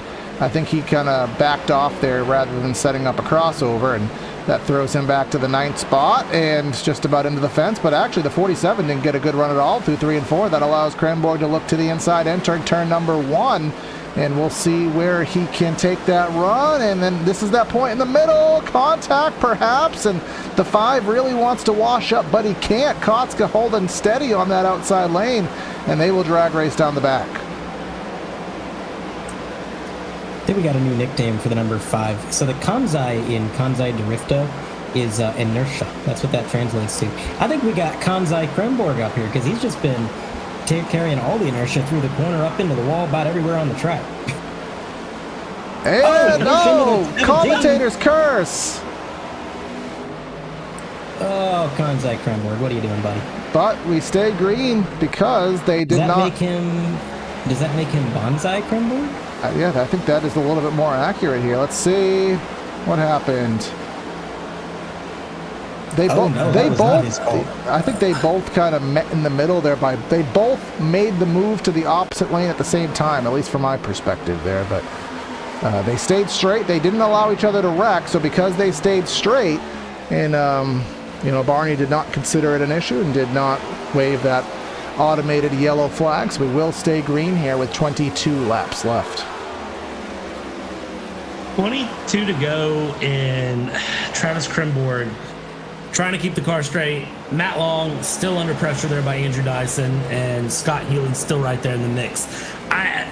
It's very stagnant at this point, though. There's nothing too crazy going on. Joseph Causey and Cody Richardson, I'm kind of watching them a little bit too, because they're starting to get close, and now Krenborg's starting to get right in the mix again back in the back. So everyone's kind of stagnant, but there is a little bit of action. I'm really, really shocked that we didn't have a caution there between Krenborg and Kotzka. So what happens when you don't have a caution once? Yeah, you try once more, and look at them. It almost seems like N64 AI here, the way that they're like jittering, and they make contact off a 2 there. And Kotzka gets the worst end of the stick, but no, they're going to remain exactly door to door here, entering turn number 3. Imagine if this was the battle for the win, Mylanta. Some good stuff here. Looks like the 5 may overshoot. No, I thought he was going to overshoot. No, he's just going to drift it again. Look. Wow, he is big sideways. Oh my goodness. Have you ever seen a car this loose over the entirety of a race? And he's still running top 10. That's the thing. His car is all over the place, and he's still in the top 10. Talk about a guy stealing the show here. Travis Krenborg. He's like he's kind of like the no me, show me. But he's given us reason to, so we will keep showing you. In his defense, every battle takes 2 drivers, and that 47's racing him hard. He is pinching him down to the white line every time he gets there. He is not leaving hardly any room. These 2 drivers, I just don't think they like each other. Dave in the wall behind him. Into the wall. Dave says, hey. Just follow each other. Dave's like, if I need to drift to get camera time, well, I'll throw my hat in the ring here and try it. I mean, doggone, these guys really, really want to be on the broadcast, and they're enjoying it. Like you said earlier, what if this was the battle for the win, but it's the battle for P10 coming up? It's about to be a 4-car battle for P10. All right, we got to watch the hands here, because this is 3 and 4 is where he... there he goes. He's turning right more than he's turning left. Oh my God, I don't... We're 3 wide under him. Poor Krenborg, man. He is holding on for dear life. You got to think those tires are, I don't know, melted at this point. I don't think there's much rubber left on those Goodyears after all this sliding. So he's along for the ride. He's got to go 19 more laps. Yep, and I don't want to stop watching this, but at the same time, the battle for the lead is starting. We've got to watch 3 and 4 at least one more time, just because why not? Here comes Dave down to the inside. Travis is probably going to go full send. He's going to turn the tires into M&Ms that have been sitting in your hand on a summer day here. Nope. No, he managed to hold. Oh, he hit the wall, so close enough. He's got some pretty good damage on the front end now, so we'll see if that slows him down any. I have a feeling not. Battle for the lead really picking up, though, with Matt Long and Andrew Dyson. Andrew Dyson getting within a couple tenths of a second. This is where Slipstream will really start to pick up. And again, look, Krimborg back around that 47. And we do have, I believe it, Donna in chat here, Donna Krimborg, so a family here. And yes, your boy here knows how to handle a car that doesn't know how to handle it here. He is the attention boy here tonight. And again, all for a top 10. But here comes Andrew Dyson right to the back bumper of Matt Long here. We're in single digit. Well, we're in teens laps. Scratch that thought. It's only 17 laps to go. That's the shoe. He was throwing my thought off there. He gets out of the way, but I don't think the aero push is a big deal right now because Matt Long is basically having a tandem buddy right now. Yeah, Dyson is applying the pressure right now. You can see he backs it off a little bit in the corner, but then he gets a really good one out. And oh my goodness, Kanzai Krimborg at it again here. The 47, a little bit of contact to the bumper. They're all going to slide up to the wall. They're counter steering left and right. This is a drift course today. Fitting, given that we are in Japan. And I can't believe, as out of control as they are, they're somehow making somewhat of a cordial, organized race out of it. When in reality, I think they're just trying to make a lap, let alone focus on each other. Yeah, every time I focus on the battle for the lead, I keep going up to this, I keep glancing here at this corner of the screen, and the numbers are basically on top of each other with how close everybody is. These guys are just exactly dead evenly matched here. And there goes Travis again, just going for the slideways, going for the Lucy, and just, I mean, I guess may as well call him Ricky with as much Lucy as there's been here tonight. But up front, it looks as though the long run pace going to the 41. He has the pace. He's broken the dirty air bubble, but now he just has to find a way by, which he has yet to find out. As over the course of this race, Matthew Long of 111 on the board has led 97 of them to Andrew Dyson's 0 here, but there's a high plausibility of that changing. Yeah, it really wouldn't surprise me if things changed as this race continued on. We kind of just... It's so close. It's so close. Everything is very much just back and forth. It's nip and tuck. I don't have a good answer if you ask me right now for who's going to be where. We're 14 laps to go. But at this point, the answer I'm going to give you is if these guys have anything extra to give in this race, they need to go ahead and do it now. There's no sense in holding anything back. And here comes the move to the outside. Again, get in the air. Matt Long drifts up, but can Andrew get through the dirty air and dig to the bottom? He couldn't really do it, but because the track is 300 feet wide, he didn't have to get out of the gas. I don't think that's send it range. It's not quite, but he's getting the clean air on the nose. Again, set up for the crossover move. Try to get down the hill. Long is not getting off the corner as well as he needs to, but just good enough to stop a run down the straight. And I'll tell you, watching this, I think Andrew Dyson's options when it comes to overtaking cleanly are extremely limited by this track. The cars are so wrecking loose as it is. I don't think you can move somebody. I don't think you can put the bumper to somebody and just slide them up a lane and move around the bottom. I think if you put the bumper to somebody, you're going to wreck them. And I don't think these guys want to wreck each other. They don't want to make enemies. But look at the lunge from the 41. He peaked low, made the 28 react to that. He immediately ducked down. He's able to defend the lead. But that right there, boys, that looks to me like a desperate 41 trying to figure anything out. We'll take a look at the PTRTV replay. Watch that 41. It's going to be a jerk movement on the wheel down to the bottom of the track right there. Drives it in deep, moves down low, but he was not close enough. You said it yourself, Corey, not quite within striking distance. He's got to enter the corner on the bumper. He can't be that far back. Well, I think, here's the situation. He has the run. Now he's looking to the inside. He has track position here. As we close it on 10 to go, he's going to go to the inside. Matt Long's going to go really high, try to wind that thing up, get a good corner exit here. But look at that diamond move that the 41 had. Even though he was pinched to the bottom, he had enough space to still get a pretty decent corner entry there and a corner exit. Now we come to the humongous corner number 1, send to the bottom for Dyson. Can he clear? Can he clear? He can, but will there be a crossover? Surely there's got to be a crossover. He's got to try to fight it back here. We're 10 laps to go. He's still there in the mix. And remember, Scott Healy isn't one to count out either, just right in the back corner of your screen. And Matt Long, again, turn 3 has been such a different track for him and how he approaches it. Or it's such a different corner. It's not a different track entirely. It's a different corner. Justin Levine, Neil Pearson battling it out here, and that's the 23, the shoe going up. And how does that end up? Justin Levine trying to hold off Neil Pearson, but I think Neil Pearson has a little bit more pace here in the late run and is going to get him up the inside. Yeah, but that outside lane, again, it's harder to stay up there by yourself, but it's easy to pinch somebody down there. But you can use that side draft. The side draft does work quite well in these next-gen cars, and 3 and 4 being a tighter corner, it's easier to run to the inside. They're side by side, and just as well as this is happening, Captain Sideways here is also having a battle with Kotska. Kotska to the inside, and they evade contact there off the corner, and just kind of going back and forth here. Levine did hang on for now, but Travis Kranborg on the outside in 3 and 4. This should be interesting. Yeah, he's giving it everything he's got. The 5 and the 47, they must have a tow hitch attached to them because they just have not left each other the whole race, just going back and forth, both just wrecking out of control loose the entire way, but somehow managing to stay with one another. Now this battle continuing as I think the 62 had to concede just a little bit there. He pulled alongside the number 1. The number 1 did a good job using the outside lane, and we've seen it be kind of hit or miss so far tonight. If you get stuck on the outside, sometimes you can drive it in just a little bit deeper, play a little bit of defense, but you've got to have really good car control, and the setup has to be there for it.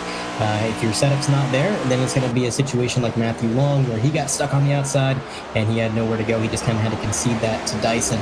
So these two, I don't think this is over. We got 7 laps left. I think, again, that 62 is just a little bit quicker through the first set of corners, and then the number 1 just kind of pulls away in 3 and 4. So yo-yoing back and forth for this P4 position. A little bit further back, there's the number 3 following the 45. These two got a little bit of a gap between them.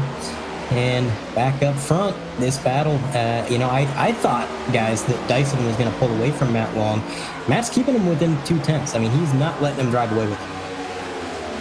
Yeah, it turns into one of those situations where sometimes your car is a little bit loose in clean air, so having a little bit of dirty air on the nose will actually make that car handle, kind of where you want it to be. Could be a little bit of the case there. Scott Healy really hasn't been able to break that bubble in the way that Andrew Dyson was able to. But if you are Matt Long, guys, I mean, Matt Long led 200 laps of 250 last week, led basically 85% of this race. And then, how do you swallow that as a race car driver in the last 5 laps? You have the fastest car, then all of a sudden, someone just finds a secret sauce at the very end and takes it away from you. How do you take that as a driver? Well, I can tell you from my experience, you take it on the chin and you just kind of go, well, I pushed a little too hard and they saved just enough. They did things just right. I mean, it stinks, but it's racing for you and you got to just kind of hold on to it.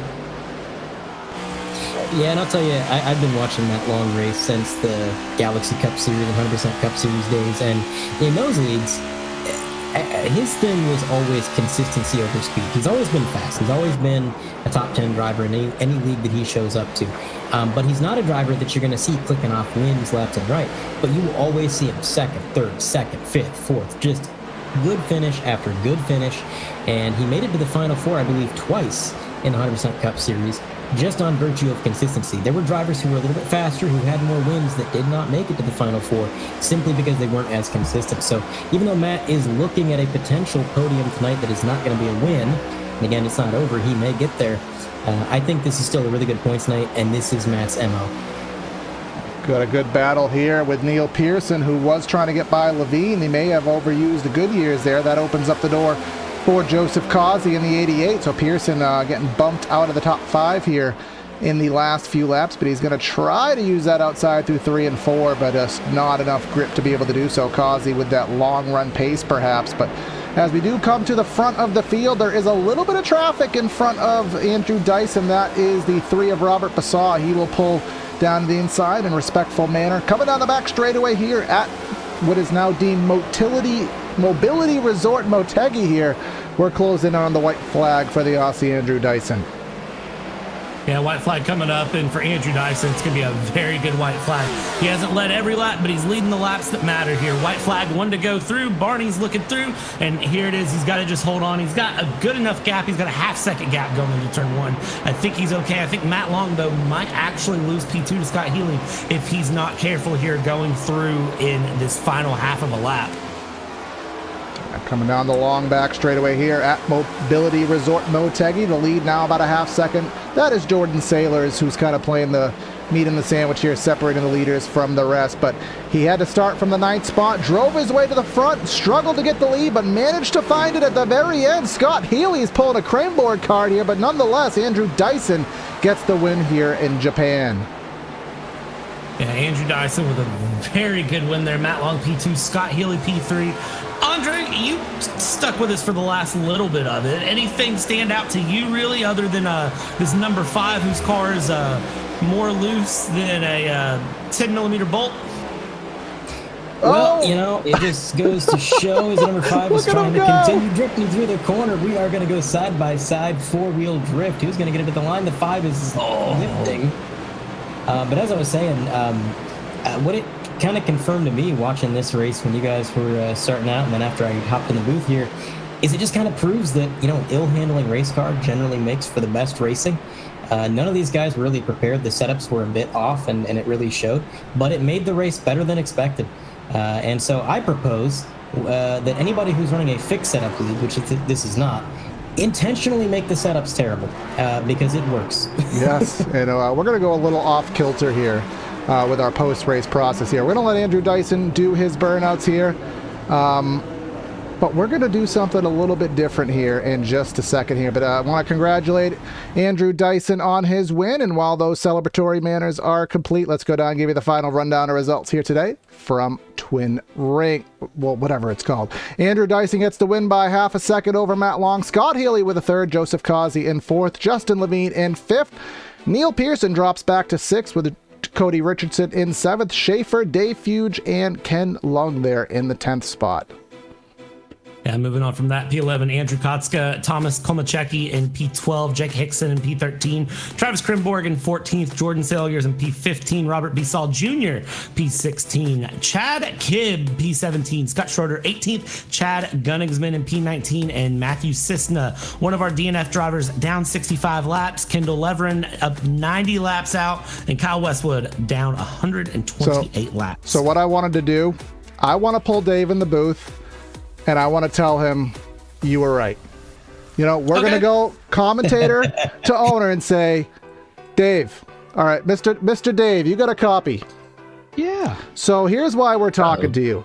You knew how most of us felt about this race, and we were nervous about how it was going to be. But we're going to say you were right, because this race, pardon my French, was badass. And I really wish more people would give it a chance, because we came in thinking this was going to be a snoozer, and this by far was the best race we've seen all year. So we just wanted to tell you that directly. It's an awesome track. Everyone needs to, you know, not live in their little box and try it, you know. I mean, it was a lot of fun. I'm trying to cool off right now. I'm all sweaty because, you know, you got to man up on that thing. Yeah, speaking of manning up, you know, when we were wrong, well, we're right and we're wrong at the same time, but this was a hell of a track choice, man, and we just wanted to let you know that your guys put on a hell of a show tonight. Well, I appreciate it. I had fun. I hope everyone else did too. Yeah, you were in Kremborg corner there, so you must have had fun. But we got the guys to talk to up front. Just wanted to give you that quick word. All right. Thanks very much, guys. Have a good night. All right. So, you know, you always got a man up there. So, well, I guess I kind of had one interview done there inadvertently. So we'll give you the opportunity to talk to the Aussie there, Bradley. And let's have a word with our winner, not Neil Pearson, Andrew Dyson. Confusing the Aussies there. Let's see. Where is Andrew Dyson? Andrew Dyson, hello. Congratulations on the win, sir. Tell me, how does it feel? Pretty good. Little position swap with Matt from last week, so that's cool. But yeah, good little race there. Good fun. Yeah, you got Matt this week. You got him with about 10 to go there, if I'm remembering my lap counts right. So how hard was it to set up, and did it feel good to finally get that pass through and flip things around? Yeah, it was pretty difficult to set up a pass actually. Like he was really strong in turn 1, and I felt like I had a bit more off of turn 4. So I had to try and sort of make it, off of 4 as good as I could, and then set myself up through 1, and without losing too much time to sort of have a run down the backstretch. Because like I said, he was really strong in 1, but.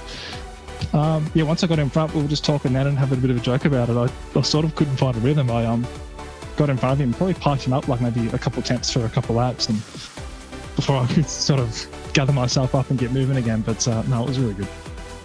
Yeah, and I have to ask, what is your experience with Motegi in terms of running the oval track or even the road course? Have you ran this track a lot? Is it something you're comfortable with? Obviously, with you being Australian, it's not too far from you in real life, relatively, compared to probably some of the US-based NASCAR tracks. Probably. I'd love to say there's a geographical advantage, but it's probably not the case. But I have raced here before. I have raced here with an Xfinity or a B-class car in a fixed race, and we actually ran a Darlington setup, so it was pretty weird to drive with a few mods. But that sort of gave me a bit of an introduction to the circuit, I suppose. And as far as like line and everything goes around here, it was pretty similar to what I was running back in that race. So probably, I don't know, maybe 8 months or so ago now. So a bit of experience there maybe helped a bit. But I mean, like I said, you saw the usual guys, Matt, Justin, all those guys are right up there, Reese. So they all worked it out pretty quick too.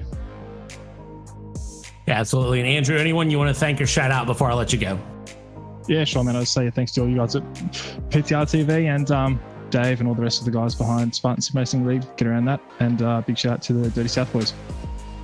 Awesome, Andrew. Congrats on the win, and we'll see you at the next race, okay? Cheers, guys. See ya. All right. And now, yeah, Andre, now that you're here, Matt Long, a guy you've talked to many a time. Let's see how he feels after falling to second. Mr. Long, you got a copy? Yes, sir.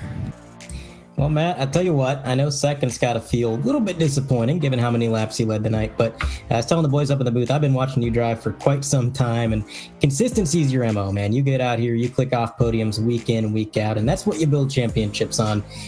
So just kind of give me a little bit about your thoughts here at Twin Ring tonight. Yeah, it was my first time driving this track this week, and it's a fun little track. I enjoyed it a lot. We had a good car.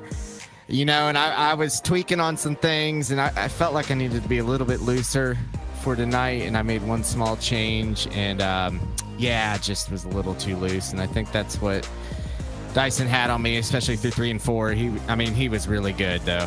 Props to him. Congrats to him. That was a fun little battle. But no, enjoyed the race, and you're right. Like, I just go into these deals, they're long races, and the mindset of, keeping it clean and just being consistent and being up there. I had a rough start to the season, so we're hitting a nice groove here, and we're going to try to keep that rolling. Yeah, anytime you can keep the momentum going through a track that's as big of a wild card as this one, you're doing pretty well for yourself. And I want to ask, coming to a track like this that isn't the most common track for these cars, was that kind of nerve-wracking, or did you see that as an opportunity to pounce and maybe get an advantage over drivers who may not know it quite so well? I love it. Yeah, totally. I think it's a good opportunity to work on a setup as well as, outdrive some people at, at a place we don't go to a lot. So I look forward to these. I don't want to do it every week because it takes a lot more time to work on a car and learn new tracks and stuff. But I like what we're doing here. I like sprinkling some in here and there and mixing things up. I'm looking forward to Kentucky's another good one. At Old Atlanta, it's probably my favorite track ever. So yeah, I like it. Yeah, Old Atlanta especially should be fun. Well, thank you for your time, Matt. Congratulations on second. Hopefully we see you next week. All right. Thanks, y'all. Have a good night. All right. P2 out of the booth. And now I guess it's going to be Corey with third place, Scott Healy. All right, Scott, talked to you a little bit earlier, and you had the confidence to get back up there, and you very nearly got 7th to 3rd, but you seemed to kind of get stuck there about a second behind the top two boys and just couldn't quite break that bubble. Was it aero, or did you just miss that little bit extra in the car to get up there? Most of it was aero. Once I got behind them, it just was either pushing or it was getting loose. I just try to stay up with them. They had a lot of speed in a long run, so thankfully the Chevy Team Conti car got the P3 at the end of the race, but P1 would have been a little bit better, but I'll stick with P3 tonight. Yeah, definitely a good run, man. And, you know, as we were just talking to Matt Long, this was his first race here. I mean, what were the expectations coming in here? I know we had our expectations. We didn't come in here thinking that this was going to be an absolute barn burner, but this was a thrill to watch from the booth. What was your expectations coming in here to Motegi, kind of it being a little bit of a wild card race? I didn't really have much to think about. I mean, I just signed up to the race and was like, well, we'll see how I do, because I didn't do much practice, and I know these guys are pretty clean. Hit or miss sometimes, but most of the time they're pretty clean. So, you know, I didn't have, you know, that much, oh my God, I think I'm going to win this race. No, I was just coming in here, be like, oh, let's see what I can do. And yeah, I mean, it's great to be in P3 right now. Yeah, coming in with a clean slate and getting a podium. Can't complain about that night, man. Well, we got a week off, and barring any changes to the schedule, we'll be heading to Dega in a few weeks, which is another wild card in a different way. So we'll see what you can do there, man. Congrats on a solid run. Appreciate it. All right, boys. Well, that wraps up tonight. I want to thank you, Andre, for popping in last second. And I know Dave still has an ear on the room right now. He wanted to be a fly on the wall, but Dave, again, a barn burner of a race. Like I said, we got to get these guys testing out these tracks, because against all odds, this was, as we said, probably the best race of the season thus far. Yes, lots of fun. Love this track. And I mean, hey, you heard it from Matt. You know, sometimes it's fun to throw in a couple here and there. So, you know, we don't want to get away from the beaten path too much, but you know, I think the next, just thinking off the top of my head, the next fun one, I think, is Rockingham here, a couple races down the road. So another race that we raced in A Open officials in season 1. So anyone that runs A Opens in the officials should have some practice there, and should be some fun. So we'll look forward to that, boys. Any final words before we wrap up tonight? I think it's just about convincing everybody how fun it is. I mean, again, it is a great track. Obviously, 20 cars, you know, we could have had 30 or 40 if drivers were just a little bit more bold. So, you know, we need to get them out here, have their state-mandated fun, show them what a good time it is. And I think this broadcast is going to do a good job showing what kind of show this track can put on, and maybe convincing a few drivers that you don't need to go to the same tracks every week. Yeah, I agree with that. Yeah. You don't always need to have a quarter pounder every day. Sometimes you can try the chicken sandwich. So now I'm hungry. But that's going to be Corey, Andre, and Bradley signing out of the booth. Make sure you like, subscribe, all that fun stuff. We will be back on, when will we be back? Tuesday with the American Muscle Series. Wednesday, we'll be back with some truck action. Thursday, we'll be back with some Red Sox Racing League. That's Corey, Bradley, and Andre signing out of the booth. Have a great night, and we'll catch you next time. Bye.